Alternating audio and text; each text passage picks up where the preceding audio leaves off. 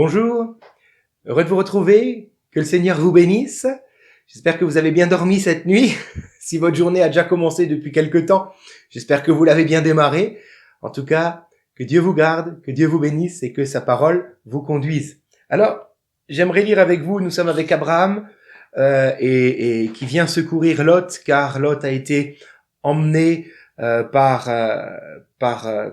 la guerre, hein. Il a été déporté. Et donc nous lisons Genèse 14, versets 12 à 16, le même texte qu'hier. Il est écrit « Ils enlevèrent aussi avec ses biens Lot, fils, en réalité c'est plutôt le neveu d'Abraham, qui demeurait à Sodome, et ils s'en allèrent tous ces rois-là. Un fuyard vient annoncer à Abraham l'Hébreu, celui-ci habitait parmi les chaînes de Mamré, l'Amoréen, frère d'Escorol, et frère d'Aner, qui avait fait alliance avec Abraham. Dès qu'Abraham eut appris que son frère avait été prisonnier, il arma 318 de ses plus braves serviteurs nés dans sa maison, et il poursuivit les rois jusqu'à Dan. Il divisa sa troupe pour les attaquer de nuit, lui et ses serviteurs. Il les battit et les poursuivit jusqu'à Shoba, qui est à la gauche de Damas. Il ramena toutes les richesses. Il ramena aussi Lot, son frère, avec ses biens, ainsi que les femmes et le peuple. Amen. Alors, la Bible dit qu'Abraham est le père des croyants. Mais est-il réellement notre père? Sommes-nous réellement les fils d'Abraham? J'aimerais qu'aujourd'hui, en arrière-fond, nous nous posions cette question. Pourquoi? Car j'ai donné comme titre à cette méditation « Que fais-tu des Lots ?» Que fais-tu des Lots de ta vie? Lot, dans notre texte, était un opportuniste. On en a déjà parlé, qui a su au bon moment emboîter le pas à la suite d'Abraham afin d'être béni à l'ombre d'Abraham. Il s'était d'ailleurs enrichi, effectivement, c'est ce qui s'est passé. Mais je sais pas, mais c'est peut-être certainement cette soif d'avoir toujours plus, en voyant cette plaine du Jourdain où se trouvait Sodome, et ben là encore Lot va manquer de respect à Abraham et va lui de suite choisir de s'installer là-bas, alors qu'en réalité ça aurait dû être à Abraham de choisir où il voulait aller, puisque c'était Abraham l'aîné entre les deux. Donc Lot l'opportuniste, Lot celui qui manque un petit peu de respect, et voilà que Lot est emmené, déporté, loin de là où il voulait s'installer tranquillement. Abraham aurait pu dire, bon ben Lot s'est attiré tout seul ces problèmes-là, en allant s'installer là-bas alors qu'il aurait pas dû, en me suivant déjà alors qu'il aurait mieux fait de rester à Charan, etc., etc. Lot s'est attiré ces problèmes-là.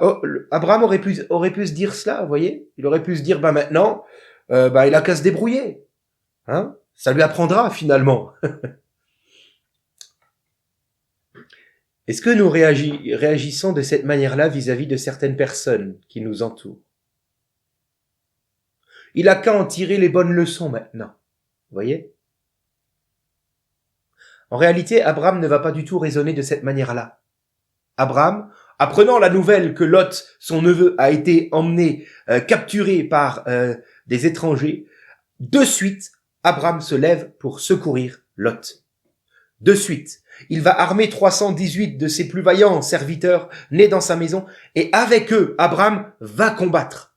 Il va risquer sa vie pour l'opportuniste, pour celui qui lui a manqué de respect. Et nous?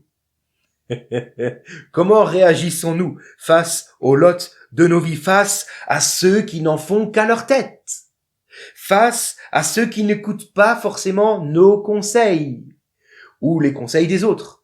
Comment réagissons-nous face à ceux qui, semblerait-il, sont en train de payer pour leurs fautes? Comment réagissons-nous? As-tu peut-être dans ta famille un Lot, quelqu'un qui n'a su t'écouter, quelqu'un à qui maintenant tu as peut-être tourné le dos? Parce qu'il ne t'écoute pas, il n'en fait qu'à sa tête. Et c'est d'ailleurs quelqu'un qui a toujours des problèmes. Après tout, te dis-tu peut-être, on l'avait prévenu. Le Seigneur te dit aujourd'hui, parce qu'il t'aime, maintenant, fais comme Abraham. De suite, lève-toi et va à sa rencontre pour le bénir, pour le sauver. Certes, il est des Lots qui préfèrent rester en prison.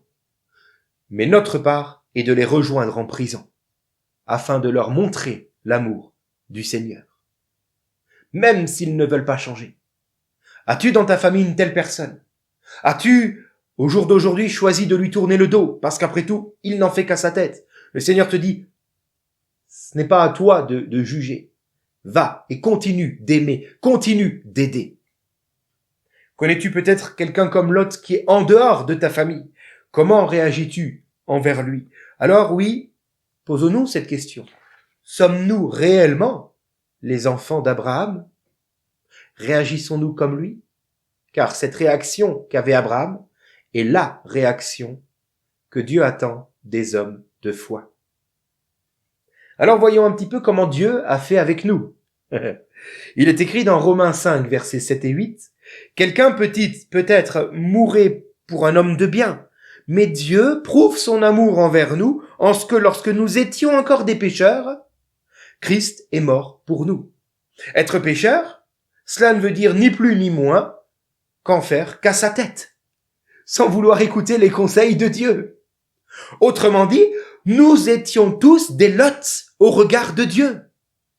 Mais Dieu est mort pour nous alors que nous étions encore des Lots. Dieu a fait comme Abraham, il est allé sur le champ de bataille et même il est mort pour que nous soyons libérés. Ne sommes-nous pas finalement appelés à faire comme Dieu a fait pour nous? À rejoindre nos Lots, même s'ils n'en font qu'à leur tête. J'aimerais vous lire ce texte que vous connaissez certainement, mais je veux quand même le lire. Luc chapitre 10, versets 30 à 37, que vous connaissez très bien, cette parabole du bon samaritain.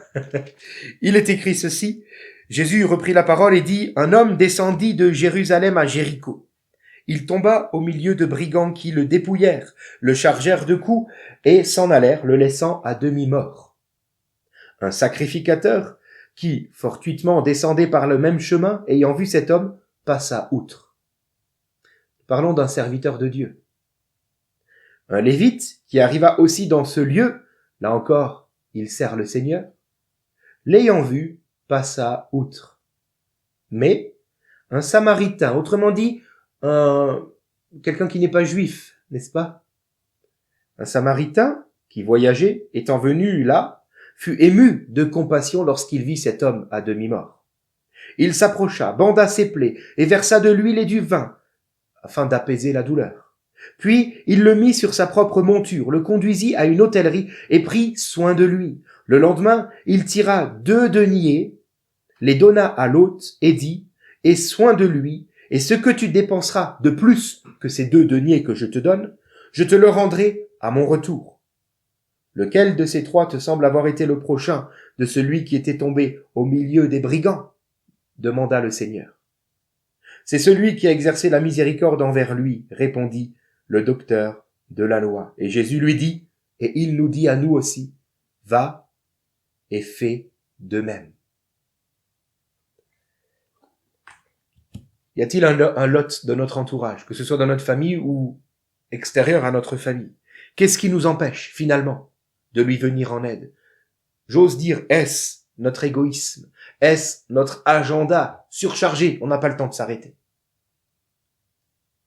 Est-ce notre fausse piété qui nous fait servir Dieu de tout notre cœur au point d'oublier notre prochain, comme le sacrificateur et le lévite de notre texte? Est-ce le coût que cela risque d'engendrer? Un coût financier, un coût en temps, un coût en énergie, un coût peut-être même en réputation. Que vont dire les gens s'ils me voient au chevet d'un tel homme? Comment je réagis lorsque je passe à côté d'un SDF dans la rue? Attention. Attention aux pensées diaboliques. Ça ne sert à rien. Il a qu'à trouver du travail. C'est sa faute, certainement. On vit dans une société qui a tellement d'aide, il n'a pas besoin de moi. Toutes ces pensées-là. Abraham, le père de la foi, ne les avait pas lorsqu'il s'agissait de venir secourir Lot. Et moi, suis-je le fils d'Abraham? Genèse 14, je termine avec ceci. Vous savez, il est vraiment utile de secourir les Lots. Pourquoi? Afin de les bénir, certes, Oui, mais aussi afin de refléter Christ, car Dieu a fait cela pour nous en premier. Et si nous prétendons refléter le Seigneur, ne faut-il pas réagir comme lui? Et les gens voient Jésus en nous lorsque nous venons vers ceux qui ont besoin. C'est là qu'ils voient le Seigneur. C'est là que vous vous entendrez peut-être même un jour dire, mais êtes-vous Jésus? Et en même temps, lorsque nous venons vers les lots, nous nous rapprochons de Dieu. Pourquoi? Car il est écrit que Dieu est proche de ceux qui souffrent. Combien de chrétiens aujourd'hui crient au Seigneur, je veux plus de Dieu, je veux être plus près de Dieu. En réalité, cela ne suffit pas d'être proche de Dieu dans le temple, comme le sacrificateur et le lévite aimaient le faire. Mais tu veux te rapprocher de Dieu, tu veux une nouvelle dimension de cette proximité, de cette intimité divine, alors il te faut rejoindre les lots, rejoindre ceux qui souffrent. Car Dieu est auprès d'eux. Et c'est là que tu vas connaître une nouvelle dimension, une nouvelle facette de ton Dieu.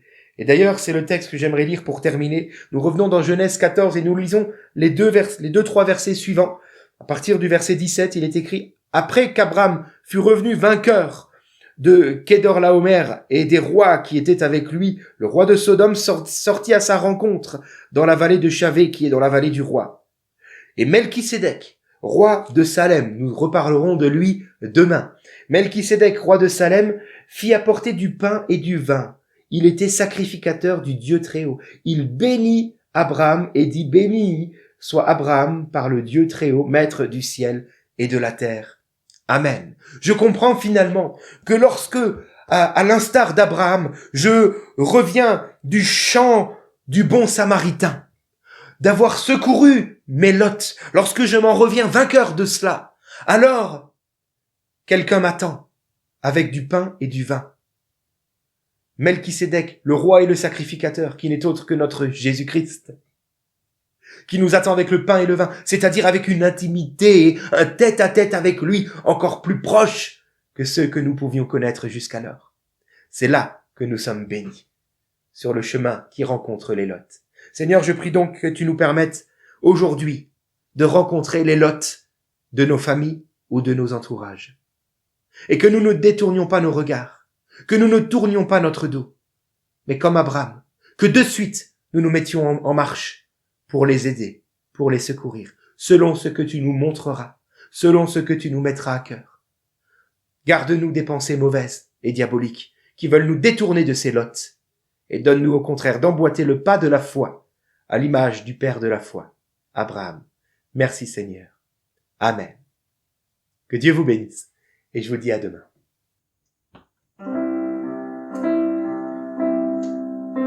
Dans toutes les nations, retentit un appel puissant, un appel à tous ceux qui ont choisi de suivre Christ, en restant dans l'humilité, un appel à vivre engagé, les yeux fixés sur la croix, quel que soit le prix à payer. Vivons avec sagesse pour marcher selon l'Esprit Saint, car nous sommes tous étrangers dans ce monde d'hostilité. Sans détour, nous annonçons la repentance et le pardon, le don gratuit